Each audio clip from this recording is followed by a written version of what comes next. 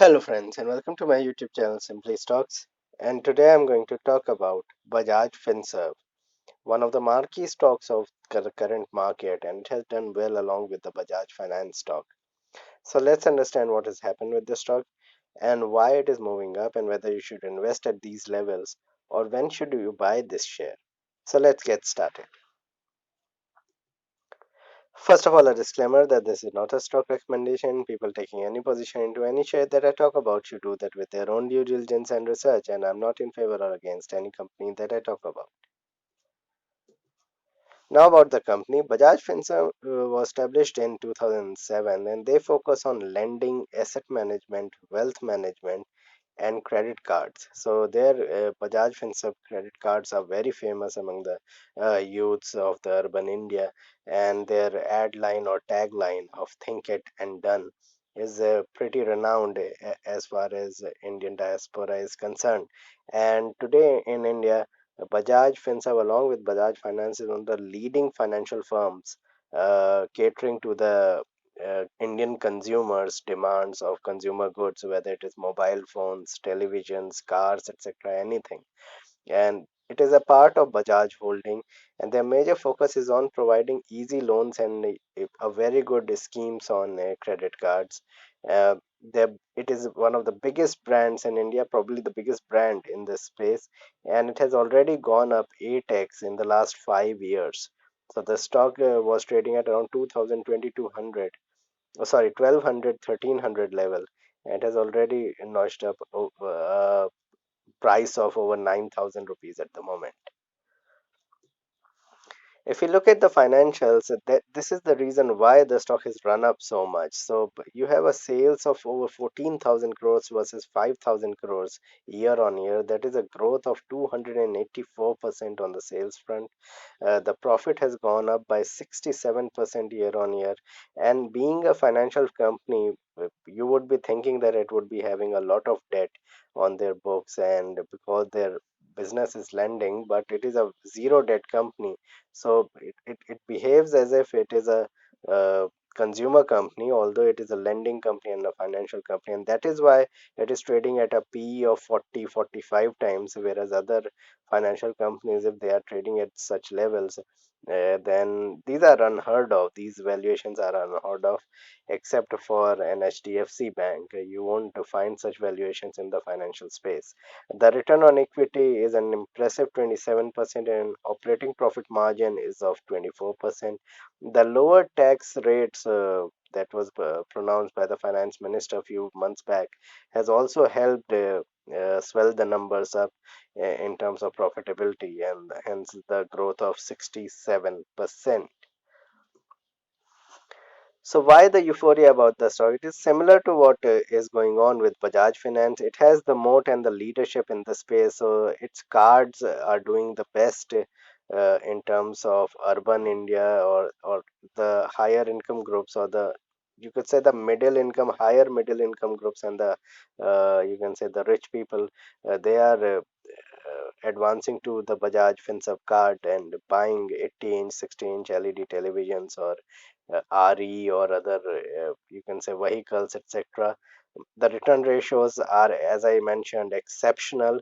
Uh, Really, they are leaps and bounds ahead of the industry at the moment, and you would understand that over the last 3 years, we have seen a lot of damage in the financial space, especially in this lending space, and many companies have caved in, and so there are very few left, and these are the leaders of this market, and they might take the whole share of the market across India, and that is why the valuations are such steep in such companies like HDFC, AMC, Bajaj Finance, Bajaj Finserve, HDFC Limited, HDFC Bank, and so on and so forth.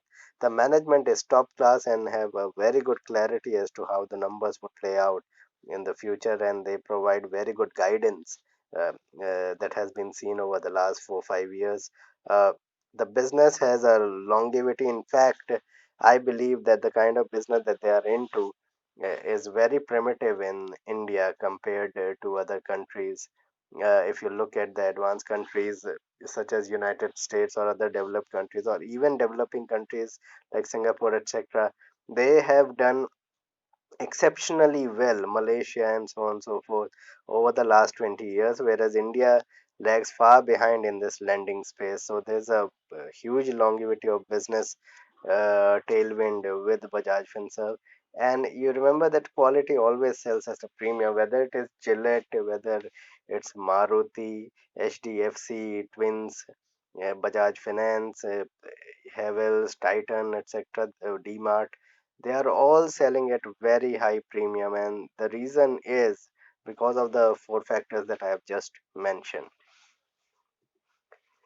So let's understand how the valuation is playing out and whether you can buy at 9,300, 9,400 levels. It is touching all-time high probably every week.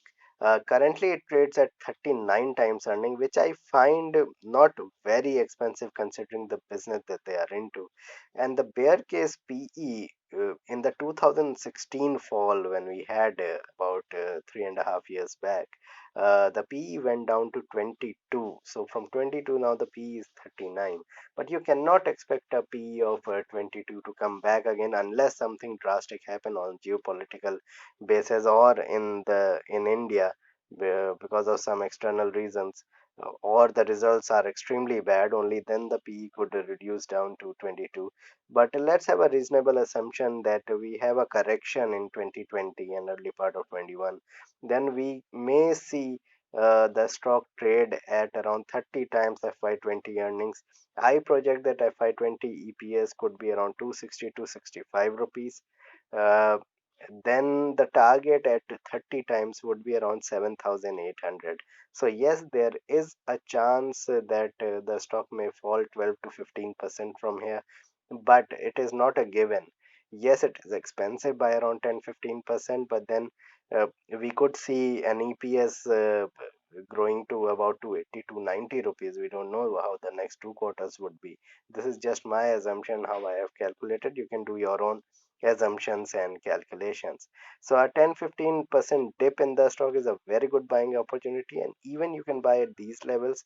We could see 16,000 levels coming in 2021 in Bajaj Finserve. If you look at the technicals part of it, there's strong support around the 7,800, 8,000 levels.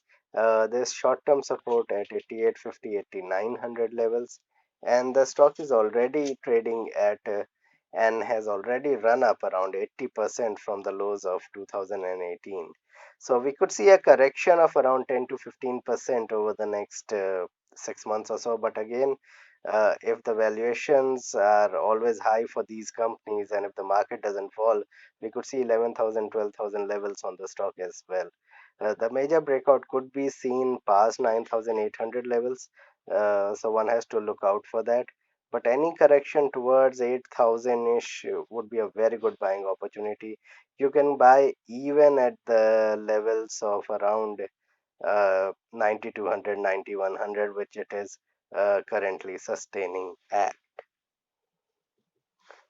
So what needs to be done? I would say you can buy at close to 8,000 levels. You can buy probably 20% of your holding, total holding at around 92, 9,300. But wait for levels of 8,000 to come in. If such levels do come in over the next month, 2 months, then go ahead and buy the share in bulk.